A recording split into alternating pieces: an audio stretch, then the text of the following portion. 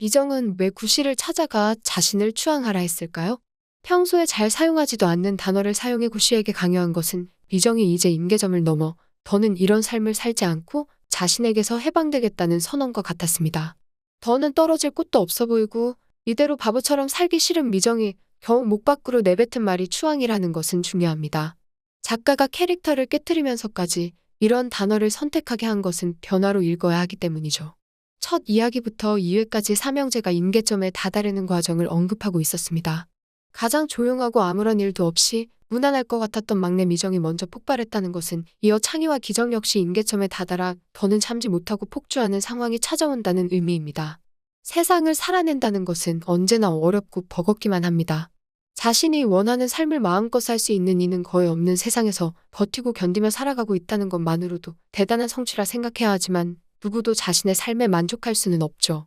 기정은 남자를 사귄 적이 없는 모쏠이라는 점에서 이 부분에 대한 화가 임계점에 다다르고 있습니다.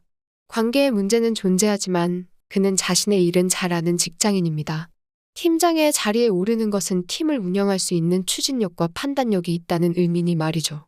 공부가 제일 쉬웠어요라고 이야기하는 이들이 있는 것처럼 기정에게는 일은 쉬웠지만 남자 사람과 관계를 맺고 이어가는 것이 어려웠습니다. 뭘 어떻게 해야 할지 좀처럼 감을 잡지 못하는 사이 나이는 먹었고 그렇게 되자 모든 것이 자충수가 되는 악순환의 연속이 되고 말았습니다.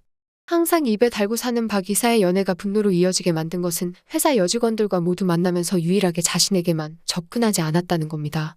연애 감정에 문제가 있을수록 이 문제가 크게 다가올 수밖에 없고 그건 과한 집착으로 이어지게 만듭니다. 현아 생일을 위해 서울의 한 술집에 모인 친구들 앞에서 집중 공격을 당한 이유는 스스로 그 틀에서 벗어나지 못하고 있기 때문이죠. 동기부여가 되어 스스로 아래서 깨어나지 않으면 기정의 분노는 스스로를 갉아먹게 될 뿐입니다. 목소리에서 화가 묻어나는 창희 역시 연애에서 문제가 발생하지만 직업인으로서 그는 많은 이들에게 능력을 인정받고 있습니다. 편의점 주인들에게 창희는 슈퍼맨 같은 존재였습니다. 자신들이 위기에 처하면 언제든 나타나 해결해주는 존재이니 말이죠. 편의점 운영하는 이들에게는 상담사로서도 최고이고 문제를 해결해주는 존재로서도 큰 위안과 의지가 되는 든든한 인물입니다. 그럼에도 그는 집에서도 연애 상황에서도 항상 문제입니다.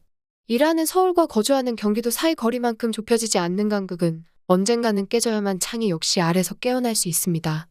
마을에서 함께 자라다 서울로 이사 갔던 현아 생일을 맞아 모두 모인 친구들과 염씨 삼남매 이야기는 흥미로웠습니다.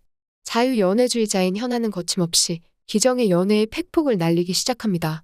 말 하나하나가 가슴에 꽂히는 현아의 공격이 오늘따라 너무 날카롭고 거침이 없습니다. 이는 현아에게 문제가 생겼다는 의미고 다른 이들은 모르지만 기정은 알아채죠. 2년 동안 사귀던 남자가 침대를 산다고 해서 헤어졌다고 합니다. 무슨 말인가 하는 생각은 주변에서 술을 마시던 손님의 개입으로 시청자들의 궁금증을 풀게 해줬죠. 결혼을 생각했다면 자신이 혼수로 장만하면 될 일인데 굳이 싱글 침대를 사귄 지 2년 만에 사겠다는 것은 결혼하지 않고 혼자 살겠다는 선언임을 현아는 알아챘습니다. 남들 연애에 훈수두며 친구들 사이에서는 연애 박사처럼 군림하고 있는 현아지만 정작 자신의 문제는 쉽게 풀어내기 어렵습니다. 그렇게 남들의 문제는 쉬워 보여도 막상 자신에게 닥친 문제는 풀기 어려운 것이 우리의 모습이기도 합니다. 절대 객관화되기 어려운 자신의 문제는 남들이 개입하지 않으면 자신을 바로 보기 어렵다는 의미이기도 합니다. 미정은 가족에게 알릴 수 없는 빚을 구씨의 집에서 우편물로 받았습니다. 갑작스러운 부탁에 들어주기는 했지만 철저하게 타인과 접촉을 끊고 살았던 구씨로서는 훅 하고 들어온 미정으로 인해 당황스럽기만 했습니다. 일이 없으면 술로 시간을 채워가는 구씨에게 미정이란 존재는 흥미롭게 다가옵니다. 갑작스럽게 자신의 영역에 들어와 문제를 공유하게 만든 미정으로 인해 구씨의 세계도 조금씩 변할 수밖에 없다는 점은 중요합니다.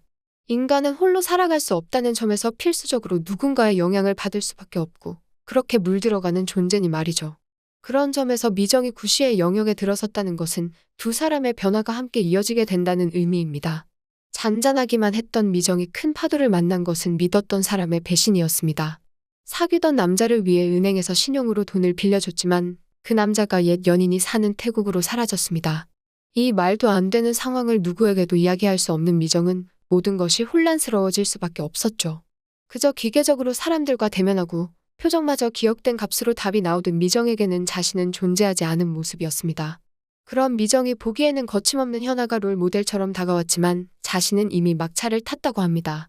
말로 사람을 홀리는 상황은 마지막 단계라며 자신의 말 속에 건질 게 없다는 현아는 그래서 미정이 하는 말 한마디 한마디가 다 귀하다 합니다. 다시 태어나면 현아가 되고 싶다는 미정에게 순진한 척하지 말라며 서로 수없이 반복해 태어났다는 현아는 현자인지도 모릅니다. 기정이 원하는 만남은 그저 남녀가 아니라 쉬는 것 같은 말을 나눌 수 있는 대상이 절실했습니다. 그건 기정이 무척 지쳐있다는 반증이겠죠. 자신에게 위로가 되고 상대에게 힘을 줄 수 있는 그런 인간관계가 기정에게는 절실합니다. 조용하고 단단했던 미정은 믿었던 사람에게 당하며 무너지기 시작했습니다. 거액을 빌려가 과거 연인 곁으로 떠나버린 남자에 대한 분노만이 아니라 직장에서 가장 친하다 생각했던 친구 역시 정규직들끼리 괌 여행을 준비하며 비밀로 하고 있습니다. 별거 아닐 수 있지만 한꺼번에 다가오는 배신감은 미정을 흔들었습니다. 여기에 상사의 비웃음과 조롱에 가까운 행동들은 미정을 더는 버틸 수 없는 벼랑으로 이끌고 있었습니다. 그런 미정이 결국 폭발한 곳은 그와는 관계가 가장 적은 행복지원센터였습니다. 동아리 활동으로 회사 적응을 더욱 쉽게 도와주는 부서는 미정을 배신한 이들과 다르게 그를 도우려던 곳이었죠. 그런 곳에서 미정이 결국 무너지며 지쳤다고 오열하는 것은 아이러니할 수도 있지만 사실 자연스럽습니다. 갑작스럽게 감당하기 어려운 일이 닥치면 담담해지기도 하죠. 적대적 공간이 아닌 우호적인 공간에서 마음이 무너지는 것은 그래서 당연했습니다. 쓸쓸하고 고독한 이들을 위한 낭독회에 들라는 소 팀장은 연미정 씨는 낭독이다라며 자랑스럽게 이야기하지만 미정은 눈물을 쏟아냈습니다. 당황하는 상대와 달리 미정의 행동이 자연스럽게 다가온 것은 소 팀장은 적당히 가까운 남이기 때문이었죠. 미정은 어린 시절 20점 맞은 시험지에 안절부절하며 숨겨야 했던 상황이 떠올랐습니다. 하필 이 순간 그 지우고 싶은 기억이 떠오른 것은 자신을 속인 남자를 숨기고 싶은 것인지 아니면 빌려준 자신인지 모르겠다고 합니다. 어쩌면 나 자신에 대한 한심함이 소환한 기억이었을 겁니다. 임계점을 넘어선 미정이 다른 누구도 아닌 구씨를 찾아가 술을 왜 마시냐며 화를 내기 시작했죠. 당신은 어떤 일이든 해야 한다며 자신을 추앙하라고 합니다. 사랑으로는 안 된다며 추앙해야 한다는 미정은 자신도 한 번은 채워져야 한다고 합니다. 뜬금없는 미정의 추앙이라는 발언은 구씨에게도 당황스러웠습니다. 가족에게는 비밀을 만들고 자신에게는 감추고 싶은 비밀을 공유하는 미정의 행동은 당혹스러울 수밖에 없었습니다. 결계를 치듯 자신의 공간을 지키던 구씨에게 갑작스럽게 들어와 자신을 추앙하라는 미정의 행동은 구씨가 그 미묘한 거리를 두고 있는 존재이기 때문이었습니다. 미정의 폭발은 시작되었습니다. 70% 정도는 임계점에 다다른 기정이나 최소 50% 이상은 넘어선 창희 역시 미정처럼 폭발할 수밖에 없는 상황으로 이어지고 있습니다. 미정의 분노는 자신을 파괴하는 것이 아니라 구원하기 위한 시작이라는 점이 중요합니다. 사내 동아리에 속하지 않은 3인방이 자신에게서 해방되는 모임을 만들어 실제로 움직이기 시작했다는 것이 중요합니다.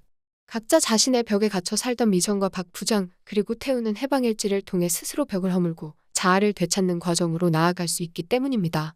잔잔해 보이지만 인간 내면의 변화를 날카롭게 바라보며 분석해 이야기로 풀어낸 박혜영 작가의 능력은 이번에도 탁월했습니다. 미정을 시작으로 주변의 모든 이들이 변화를 겪기 시작한다는 점에서 나의 해방일기는 이제 그들의 성장기와 함께하게 되었습니다.